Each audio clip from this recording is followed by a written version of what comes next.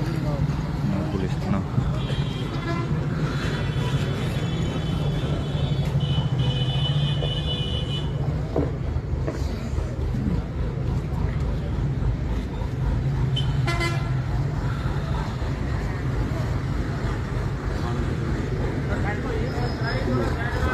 पानी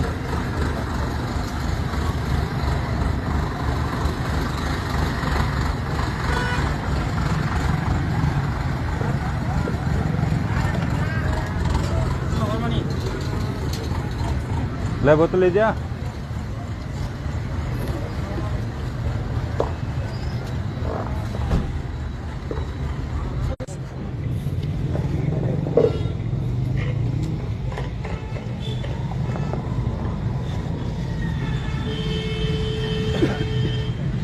अखिल भारतीय किसान सभा की तरफ से आज के इस पड़ाव पर आयोजित महाप्रदर्शन में आए हुए तमाम किसान साथियों, नौजवान साथियों, पिता दूल्हे बुजुर्गों, जैसा कि आपको विदित है कि आज से 2 माह पहले हमने नौर की अनाज मंडी के अंदर जो बीज किसान को मिलना चाहिए था, वो बीज एक दुकान के ऊपर सरेआम बेचा जा रहा था। उसकी पीठ के ऊपर रख करके दादागिरी के तहत से आया। आपके पास बीज ये कौन देकर के गया? तो इन तमाम बातों का उत्तर नहीं दे पाए। जब उत्तर नहीं दे पाए तो हमने मौके पर पुलिस बुलाई। पुलिस को बुला करके हमने एफआईआर दर्ज करवाई। और बड़ी ताजुब और शर्म की बात यह है कि रात को 2:45 बजे तक जब बैठे रहे, तब जाकर के पुलिस ने मामला दर्ज किया। पुलिस के इस बात का, जिस प्रकार से उनके किसी सगे भाई के खिलाफ मुकदमा दर्ज हो रहा हो, और इतनी आनाकानी और इतनी दादागिरी हमने हमारी जिंदगी में कभी नहीं देखी। जब हमने मुकदमा दर्ज करने के बाद कहा कि आप इस मामले को, ये जो पूरा का पूरा जो माल है, इस माल को आप जब्त करो, तो आपको ताजुब होगा कि थानेदार क्या कार्यकर्ताओं को रखा। अगले दिन 12 बजे पूरे माल की तुलाई हुई। जब तुलाई हुई, उस तुलाई के टाइम में खुद मौजूद था। तुलाई करने के बाद पूरा माल जब्त करके हमने थानेदार को उसी समय हमने ये खड़े होकर के कहा था कि थानेदार जी, आज एफआईआर हो गई, माल जब्त हो गया, अब आप इस मामले में कड़ी से कड़ी जोड़ करके जो भी लोग मुलजिम है, चाहे कितने बड़े लोग हैं, उनके खिलाफ आप कार्रवाई कर देना। अगर आप कार्रवाई नहीं करोगे तो फिर आप ये मत कहना कि इस बात के लिए आपने धरना लगा दिया, इस बात के लिए आप लड़ दिए, इस बात के लिए आपने ये कर दिया। ये लड़ाई बहुत बड़ी लड़ाई है। इन्होंने हमारे किसान के हक पर डाका डाला है, हम बख्शेंगे नहीं। आप इनके खिलाफ कार्रवाई कर देना। थानेदार ने कहा कि मैं विथिन 7 डेज, 7 दिनों के अंदर मैं किसी भी मुलजिम को बख्शूंगा नहीं, मैं सब मुलजिमों को पकड़ लूंगा। अब उसके बाद हम लग गए चुनाव में। चुनाव का पूरा 1 महीना निकला। हमने हर गांव की चौपाल में, हर गांव के अंदर, हर शहर की मीटिंग में, हर जगह हमने ये बात खोल करके कही थी कि जो चना चोर है उनके खिलाफ चुनाव के बाद लड़ाई लड़ेंगे। जो चना घोटाला है, इस पूरे घोटाले का पर्दाफाश करवाएंगे। उस समय इनके सीआईडी के अफसर, पुलिस के तमाम आला अधिकारी, उनको सबको पता था कि चुनाव के बाद ये लोग इस मुद्दे को लेकर के लड़ेंगे। लेकिन इन्होंने क्या काम किया? उसी समय यहाँ के थानेदार ने, यहाँ के पुलिस के तमाम आला अधिकारियों ने ये बैठ करके तय कर लिया कि हमें इन मुलजिमों को बचाना कैसे, इनको निकालना कैसे इस मुकदमे से। ये निकालने की कलाकारी करने के लिए उन्होंने क्या कार्यक्रम बनाया? उन्होंने 200 काश्तकारों की लिस्ट बनाई एक, और लिस्ट बना करके तय किया कि हम इन काश्तकारों के नाम लगा देंगे और ये कह देंगे कि इन काश्तकारों ने इस दुकान के ऊपर माल को बेचा है। मैंने कहा ये कलाकारी मत कर देना। ये जो 200 काश्तकार जिनका आप नाम लिख रहे हो और जिनको आप शामिल करना चाहते हो इस झूठे फ्रॉड के अंदर, नंबर 1 बात, कोई काश्तकार नहीं आएगा आपके पक्ष में। और फिर भी आप अगर किसी सीधे साधे भोले भाले किसान को अगर आप बरगलाने का प्रयास करोगे तो मैं उन काश्तकारों को आपके सामने ला करके बैठा दूंगा और ये कहेंगे कि हमने बीज नहीं खरीदा, हमारे नाम से झूठे साइन करवाए, ये पूरा फर्जीवाड़ा करना चाहते, तब इनके पेट में जलन हुई। फिर इन्होंने कहा कि तो फिर ये चोर ये तो नहीं है। तो वो बताओ चोर कौन है? कि चोर तो वो जो गोदाम का मालिक है वो है। मैंने कहा बिल्कुल वो चोर है, लेकिन जिसकी दुकान पर माल पकड़ा गया है वो भी चोर है, जो दुकान पर लेकर के आया है वो भी चोर है, और जिस कृषि अधिकारी ने एक साथ इतने फार्मों पर साइन किया है, फर्जी फार्मों पर साइन किया है, वो भी चोर है। वो पूरी की पूरी लाइन बनी हुई, चैन बनी हुई चोरों की, आपको गिरफ्तार करना पड़ेगा। इन्होंने सोचा कि चुनाव हो जाएंगे, नेताजी जैसे दूसरे नेताजी जाकर के चुनाव के बाद घरेलू रजाइयों में घुस जाते हैं, वैसे ये नेताजी भी चुनाव के बाद इनकी मिश्री ठंडी हो जाएगी, फिर ये घर में जाकर के रजाई में घुस जाएंगे, ये चीज का जिक्र नहीं करेंगे, ये इस मुगालते में रहेंगे। फिर हमारे 25 तारीख को वोट गिरे। हमने 27 तारीख को जो डीवाईएसपी सुबह वार्ता कर रहे थे हमारे किसानों के बीच बैठ करके, उस डीवाईएसपी को हमने 27 तारीख को ज्ञापन दिया था, और ज्ञापन देकर के कहा था कि डिप्टी साहब अब चुनाव हो गए, पूरी बात खत्म हो गई, अब आपसे निवेदन है कि कड़ी से कड़ी जोड़ करके मुलजिम पकड़ दो, ताकि पूरी तहसील के किसानों को आत्मा में शांति पहुंचे। उनको ये लगे कि हमारे हक पर डाका डालने वाला जेल चला गया, उनको लगे कि इस इलाके में अगर कोई किसान के हक पर कोई डाका डालता है तो उसको जेल जाना पड़ता है।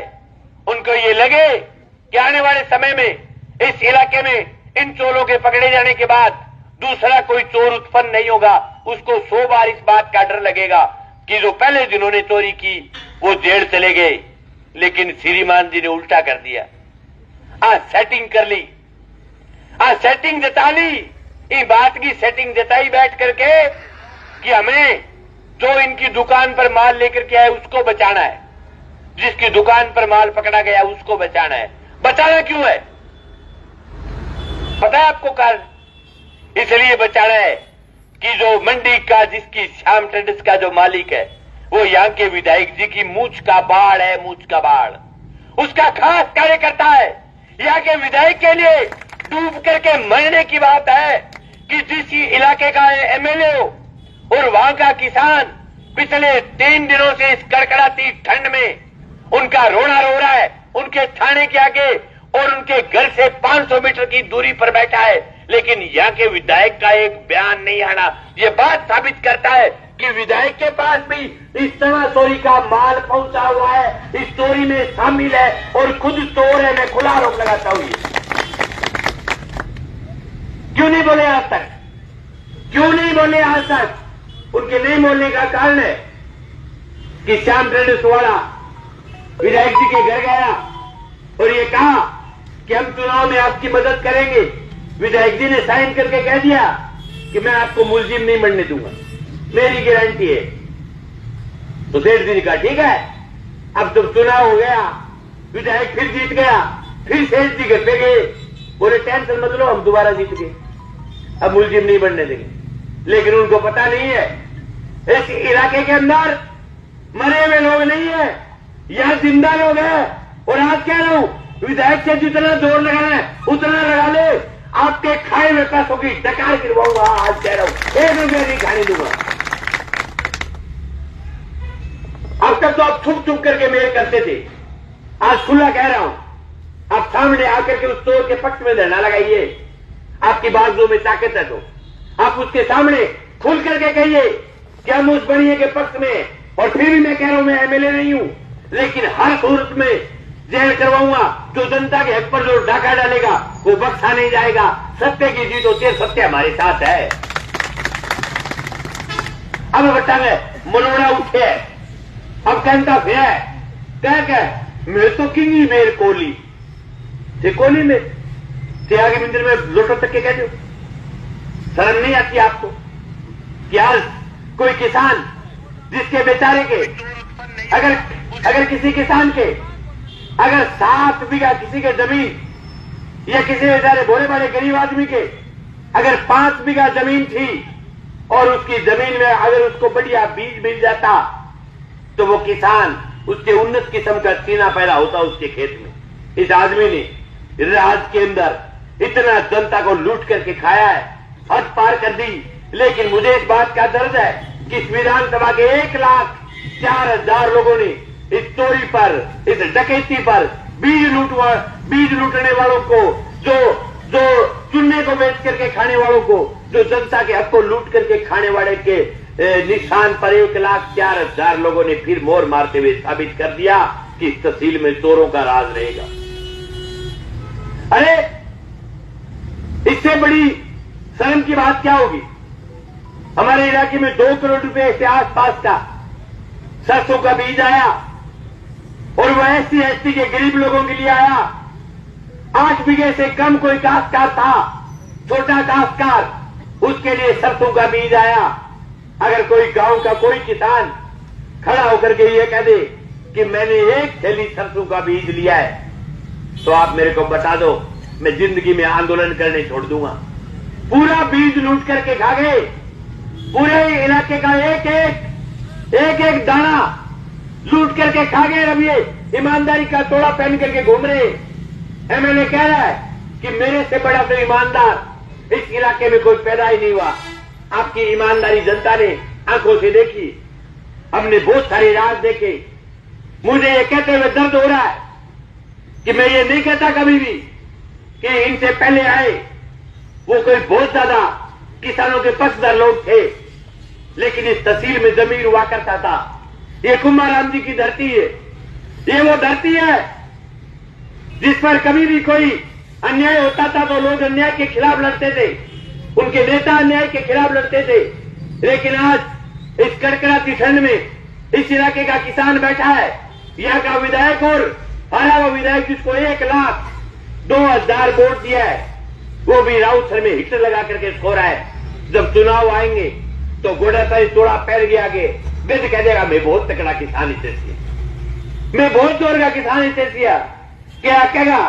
मारो पारदर्शी राज है, मारो बीजेपी को राज न्याय दे, मारो बीजेपी को राज बहुत पारदर्शी है। उनको कहना चाहता हूं, कहां है आपका पारदर्शी न्याय? कहां चला गया आपका न्याय? इस इलाके का किसान बैठा है और आपके न्याय देने वाले लोग रिजाई में डूबके हुए बैठे। आपके न्याय के लोग कहां बच गए? अरे शर्म आनी चाहिए जिले के पूरे प्रशासन को, जिले के कलेक्टर को, जिले के SP को, जिले के दोनों बड़े आला अधिकारी जो हीटर लगा करके रिजाइयों में सो रहे हैं और उनके जो नीचे के जो अधिकारी हैं वो माल लूट करके खा रहे हैं।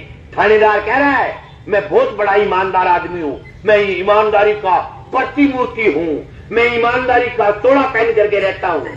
अरे माल खा गए आप लूट करके। आपको आप परसों जब मैं वार्ता में गया, आपके यहां से भी 15 किसान गए हुए थे थाने के अंदर। थानेदार उस श्याम ट्रेडर्स वाले बनिए की इस प्रकार से मेल ले रहा था जैसे उसका सगा भाई हो। कह रहा था उसकी तो गलती नहीं है, उसके तो पीठ पर ऐसे ही रख करके चला गया।